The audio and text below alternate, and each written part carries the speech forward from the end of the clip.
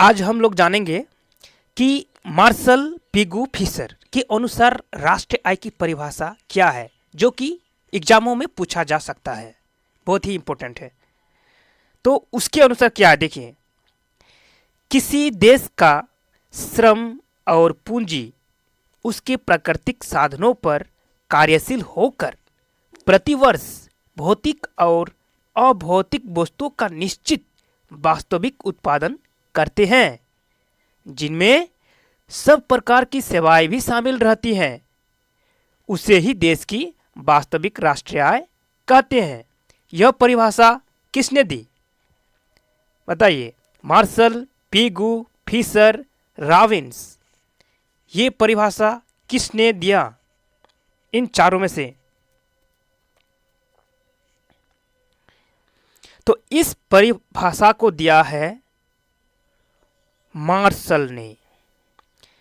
Martial ने क्या कहा है कि मार्शल ने कहा है किसी देश का श्रम और पूंजी, देखिए, श्रम का मतलब होता है श्रमिक और पूंजी का मतलब होता है धन, यानी कि श्रमिक और धन मिलके किसी भी देश में उसके प्राकृतिक साधनों पर, प्राकृतिक साधनों का मतलब होता है जो भी प्रकृति ने पृथ्वी को दिया है, अर्थात हम लोगों को दिया है, अर्थात किसी भी देश को दिया है, तो वह प्राकृतिक साधन होते हैं। जैसे कि नदी हो गया, समुद्र हो गया, ठीक है, वर्षा, पानी, इस जितने भी है, मनुष्य, जीव जंतु, पहाड़, पर्वत, ये प्रकृति का ही देन है और ये प्रकृति का ही साधन है।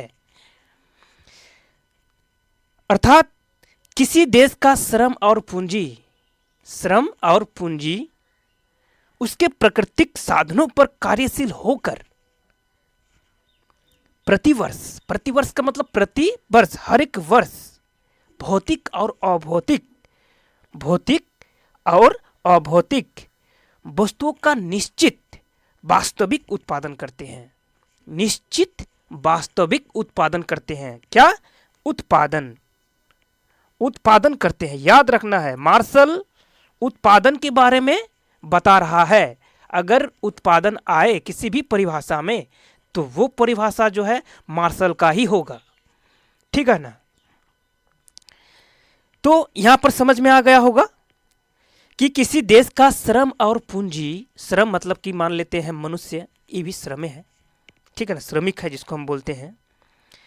और पूंजी मतलब धन दौलत, उसके प्राकृतिक साधनों पर कार्यशील होकर प्रतिवर्ष, हर एक वर्ष भौतिक और अभौतिक वस्तुओं का निश्चित वास्तविक उत्पादन करते, कुछ ना कुछ उत्पादन करेगा ही, हाँ, जिनमें सभी प्रकार के सेवाएं भी शामिल रहती हैं। सभी प्रकार के सेवाएं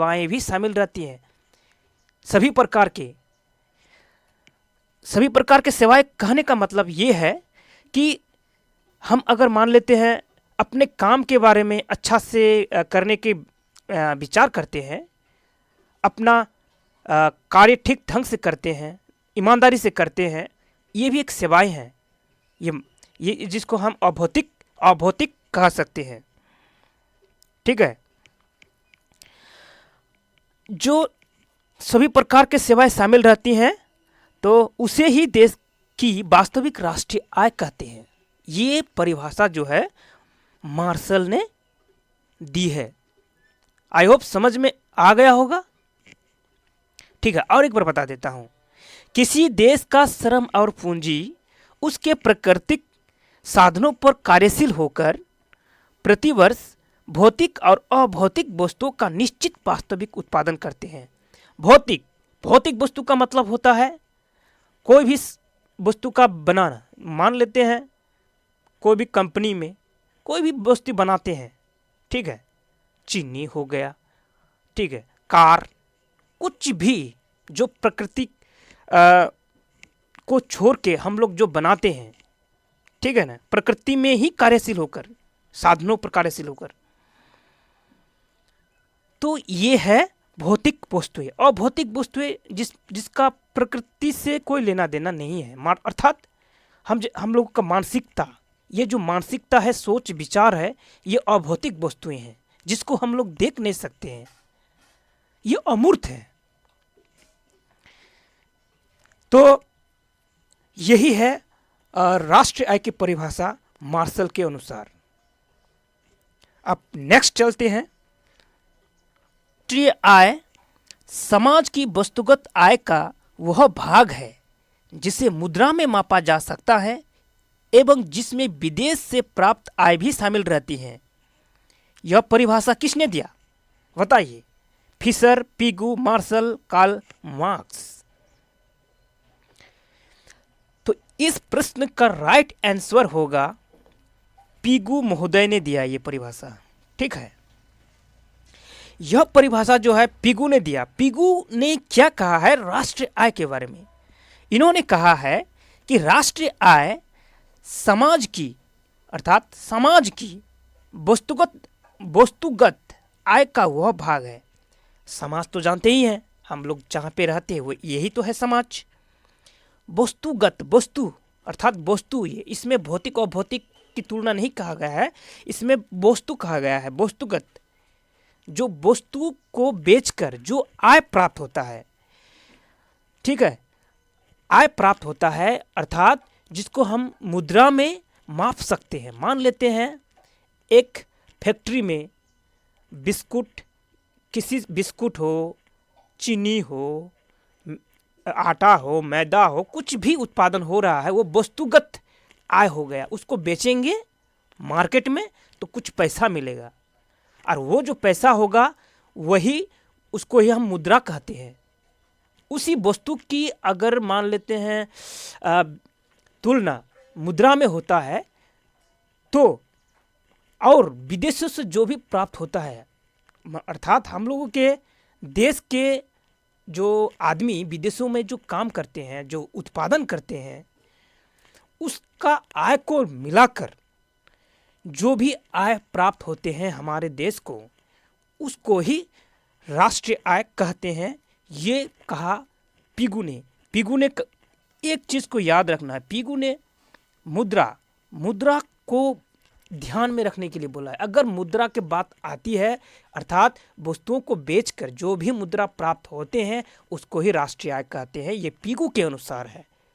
अगर उत्पादन आए तो वो मार्शल हो जाएगा, अगर मुद्रा की बात आते हैं तो यह पिगू हो जाएगा। इसी चीज़ को याद रखना है। वास्तविक राष्ट्रीय आय एक वर्ष में उत्पादित शुद्ध उपज का वह अंश है जिसका उस वर्ष में प्रत्यक्ष रूप से उपभोग किया जाता है। यह परिभाषा किसने दिया है बताइए? Fisher, Douglas, Robbins, Marshall. तो इस परिभाषा का सही आंसर होगा, सही उत्तर होगा फिशर ने। यह परिभाषा जो है फिशर ने दिया है। तो फिशर की परिभाषा के अनुसार राष्ट्रीय आय क्या है, आइए हम लोग जानते हैं। फिशर ने क्या कहा है?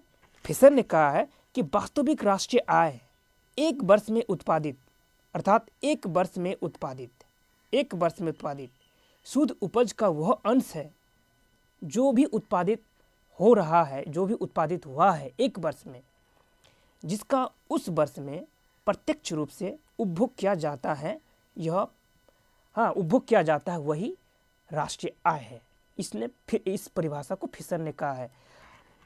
अर्थात फिशर ने उपभोग को अपने परिभाषा में स्थान दिया है। उन्होंने मुद्रा को भी स्थान नहीं दिया है, उन्होंने उत्पादन को भी स्थान नहीं दिया है, उन्होंने उपभोग को स्थान दिया है। उपभोग को मान लेते हैं इस वर्ष 2024 में जो भी वस्तु उत्पादन हुआ है, उसको बेच के जो भी मुद्रा प्राप्त हुआ है, वो सिर्फ मुद्रा जो है वो पूंजी में वृद्धि है, राष्ट्रीय आय नहीं है। ये फिशर कह रहा है, ठीक है ना। फिशर कह रहा है जो भी वस्तुएं उत्पादित हुआ है, उससे जो हमें सेवा मिल रहे हैं, हम जो उससे सेवा प्राप्त कर रहे हैं, उपभोग कर रहे हैं, वही राष्ट्रीय आय है। ये फिशर ने कहा है। इसलिए इस चीज़ को ध्यान में रखना है। फिशर ने उपभोग को स्थान दिया है, ठीक है। पिगू ने मुद्रा को स्थान दिया है अपने परिभाषा में, और मार्शल ने उत्पादन को अपनी परिभाषा में स्थान दिया है। अगर उत्पादन, मुद्रा, उपभोग ये चीज़ आता है तो आप लोग को ये प्रश्न गलत नहीं होना चाहिए, ठीक है ना। चलिए, आज का यह छोटा वीडियो है। अगर इस तरह से वीडियो देखना चाहते हैं, अगर अच्छे लग रहा है तो ज़रूर चैनल को सब्सक्राइब कीजिए, ठीक है। क्यों इस तरह से वीडियो हम बनाते रहेंगे सभी विषयों के लिए, ठीक है। तो ठीक है, जय हिंद।